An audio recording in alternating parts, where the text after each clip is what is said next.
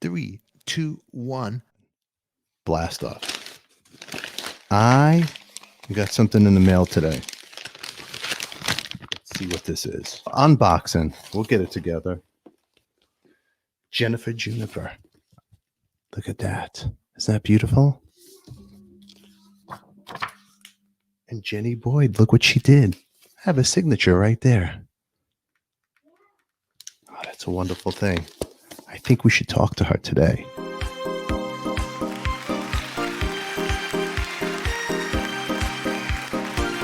Do you think some of this with your father not being around as a child, did that take you to the rock and roll rebellious teenager and go to the city and just, you know? It's interesting you say that, because I get a feeling that there was a kind of an anger, you know, that sort of drove me, because it was like being abandoned, really, and never heard from him again.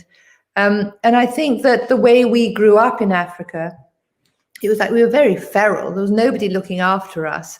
You know, my mum was sort of, you know, had this very damaged husband who just stared at the wall, and she was gorgeous and very vivacious and all that sort of thing. And then she had our youngest sister, Paula. And so I remember I remember just wandering around by myself, no shoes or anything. And sometimes you'd see a great big snake in the garage, or, you know, it was very feral. And I think that suited sort of the rock and roll world. You know, it was a kind of wildness, and it was like kids in the playground. Yeah. Out there. No parents. Just you had your siblings. That was it. Just you guys. Yeah. Just you guys. How many siblings total? Now, how many in the? My mother had 6 children. Six children. She had two of them are our stepbrothers from the second husband, but we all lived together and we were all very close. Wow, it's a big family. Yeah. So you had 6 of you. So growing up, all of you guys were together. So that was you could talk to, you could listen to music. Yeah. That's pretty. And I remember, you know, music was very important to me from about the age of 8. And Pattie was obviously loved music too. And what were you listening to? 8 years old. Bill Haley, I think it was like Rock Around the Clock, something like that. But from then on, and I just knew when I listened to the music, I wanted to dance, and I was just little. And then Pattie and I would start to learn. She was teaching me how to do jiving, you know. And what is jiving? What is it? Jiving is like 50s dance. Yeah. You know, it's beautiful to watch. If you've got a couple and they really know what the other one's doing, it's very cool. Do you still have any? Yeah. Do you have any of your vinyl from when you were a kid? Did you hold on to No, you know, I moved around such a lot. And when I was married to Ian Wallace, you know, the second marriage, and he was also a musician, and we lived in LA, although he was from England too. And he played with Bob Dylan and Don Henley and Crosby, Stills and Nash and all that. When we separated and I came to live in England, he, for some reason, I can't remember why, he seemed to have all the vinyl. He did. He sort of had that. So I never saw them again, because I used to have a lot of it. You had a lot of vinyl. It's funny. So you talk about your relationship. So you're married to Mick. He was you guys were very young, what, 16, 17? We knew each other when we were 16, almost 17. And he would watch me go to school, because he'd be in the sort of Notting Hill Gate coffee bar and waiting for go to the next gig. He'd see me coming into the coffee bar after school with all my school friends, and told himself that was the girl he was going to marry one day. Wow. Yeah. Wow. You remember when you first laid eyes on Mick? That moment? Yeah, he wasn't very well. One of my best friends at school, she had a major crush on him. Whoops. And she told me about Mick and said, oh, he's gorgeous and all this. So then she said, but he's not very well, so we must go to his bed sit, and I've got some grapes to take him. And because I was very nearsighted, I stood at the door, and all I remember seeing of Mick was this kind of blurry face, big eyes, and sort of the bedclothes up to here. And so for a while, and then she introduced me to him, and we'd go to the coffee mill and see him there. And then he asked me if I wanted to come to their gig. He was in this band called the Shanes. The Shanes. And the Shane, Cheynes. That was his first band. And so we went on the train with him, my friend, and then when we were sitting down and he was just about to set up his gear because everyone had to do their own stuff, I noticed he put his foot on mine, and I thought, oh no, what about my friend? And so I sort of tried to grab my foot away, and the foot got tight and sort of more heavier. So I knew he liked me, but I was just being very careful because I didn't want to. You don't do that, do you? You know, if your best friend likes him. So that's how, and then we, became friends. And then gradually, after about a year, we got together. But by that time, I was modeling, and I'd just come back from New York. So yeah, we were very young. I mean, in here, you got some fabulous photographs in this book. And of course, I'm going to put them up on the screen for everybody else to see. But over here, if you guys check this out, let me make my screen a little bigger for the YouTube people to check it out. Look at these great pictures over here. If you see this picture right here, right there, you know who the photographer is right there that did this beautiful photograph. That's Paul Saltzman. That's your trip in India right there. That's right. That's a great picture right there. God, even this picture, this is all natural lighting, and look at you right there. It looks like a photo shoot. What he captured with the whole lighting and the colors behind you. It's a beautiful shot. I love this shot too. But it was which one? Right here. Oh yeah. So that's me in the middle. There's Pattie, there's Cynthia Lennon, and Maureen Starkey. And that was the Simone and Marika when the Beatles had the Apple shop. So I was working at the Apple shop right at the beginning before going to India. And that was great fun. That's where Donovan saw me. I'd only met him once before with Pattie and George at their house.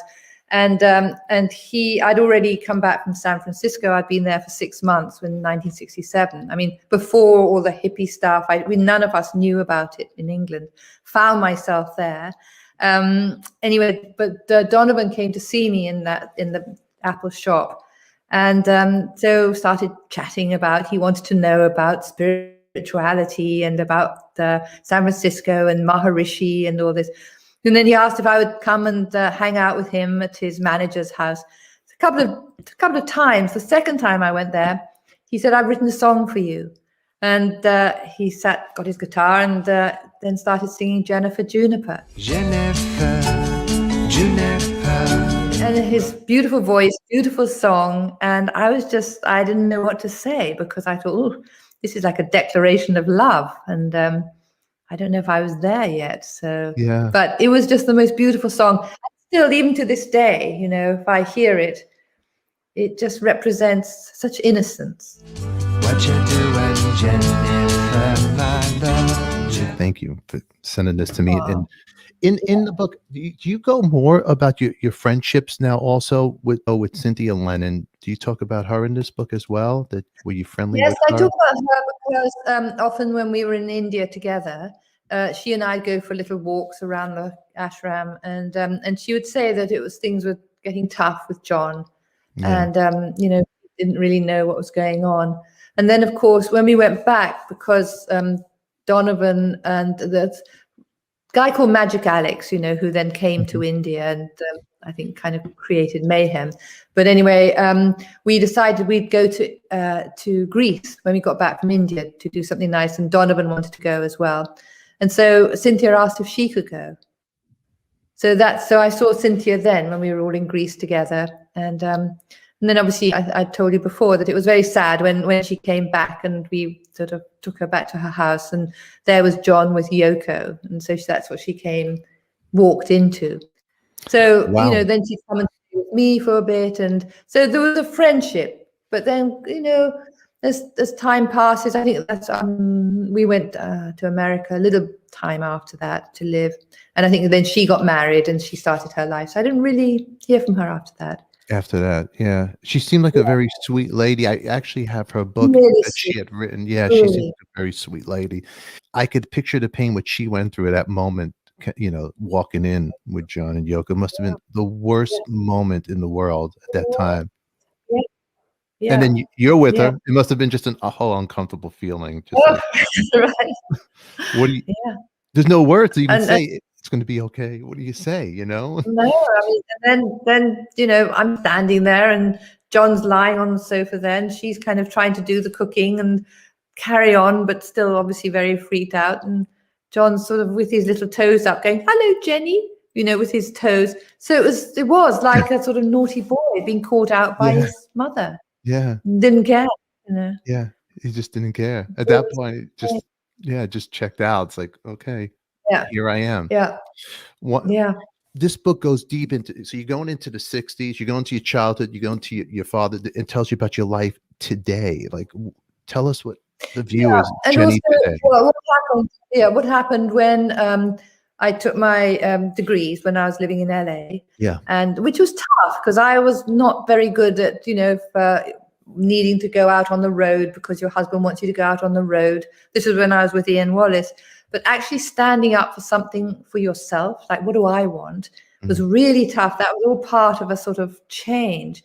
And so I went to college because I'd never been to college. How old were you when you went back? How old were you when you went back to school at this point in your life? I think I must have been about 34, 5, 6. That's not easy. That's not easy. Not easy going back. No. I passed out on the first day because I was meant to say something and I just hadn't been in that situation. We'd always known each other, all kind of like a gang. It was like all the music people. It was totally different. Here are like normal people. And I passed out. They had to carry me and put me on the table and to lie me out. And really, it was a big deal. It was such a big deal. Because you're coming from another world. You're coming from this whole other world. This whole. Yeah. Wow. Yeah. Well, you don't have much of a voice.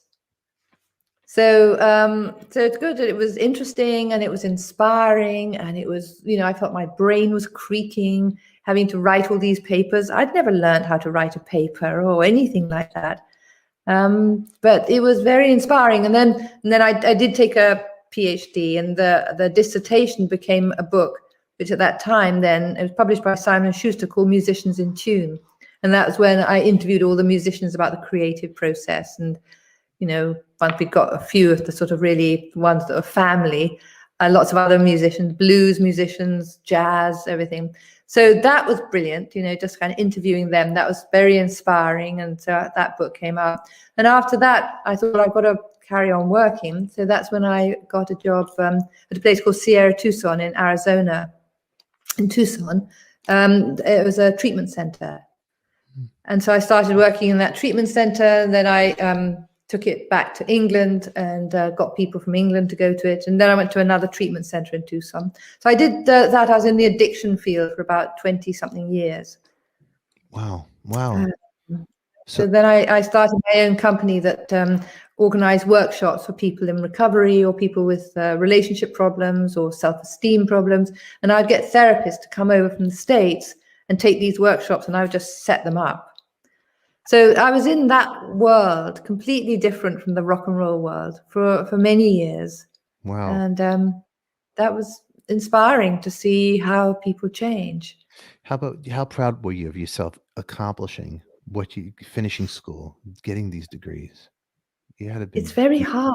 It's very hard to do nights up studying and all this. And yeah, but you saying how proud of yourself, it was very, I don't remember once thinking, oh, I'm so proud of myself. No, it was really? a sort of, I think I was just so in it.